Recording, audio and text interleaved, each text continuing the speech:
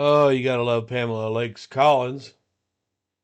Here's a short clip of where she put Cathy Ramsey in her place and left her speechless. Very calmly. Very calmly, she did it. Be putting a picture of her fucking face on my arm. That's for sure. That would be most people. But there are exceptions to the rule, to every rule. I agree with you. Like, I wouldn't be playing Gangster's Paradise at a funeral where 2 children were killed. Well, People do things that are kind of weird. There were some things that I couldn't do that they did.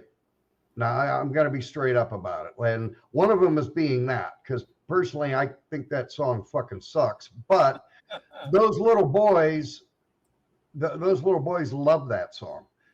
And that's why they played it. They were playing it for them. I agree, that's not the right kind of setting for something like that, but they did it because they knew that they loved that song. And then as far as the silly string is concerned, no, I wouldn't have been able to do that. I would never have been able to do right that. After the graveside interview where Darren is talking about Devin would still be here and he'd still be 6 and it'd still be 7. And when he backs off, he literally laughs. Ha ha ha. I mean, a full laugh.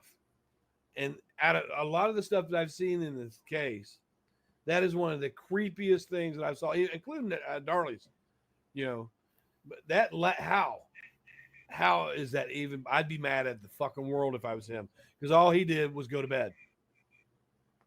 Right? That's all he did. He went to bed. And he comes downstairs and his whole life is ruined.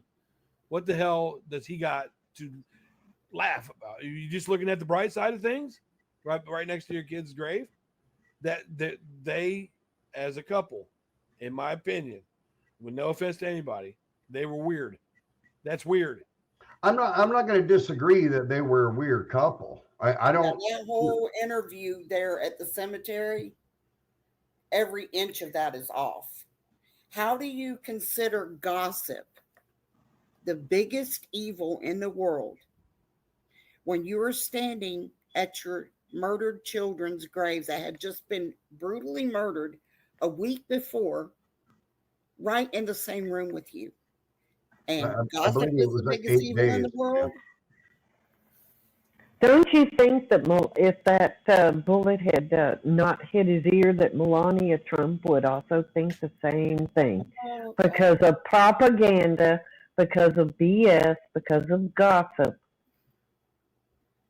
No, I think she would think that the assassin was the biggest evil in the world.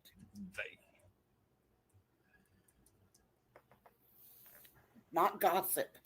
And I mean, she's just inches away from the boy's headstone. Hey, you don't know. As far as she thought, she might have thought, hey, everybody talking about, us in our game room and all of this triggered somebody to want to break in, and they found us and killed us. She didn't think she was a target of murder.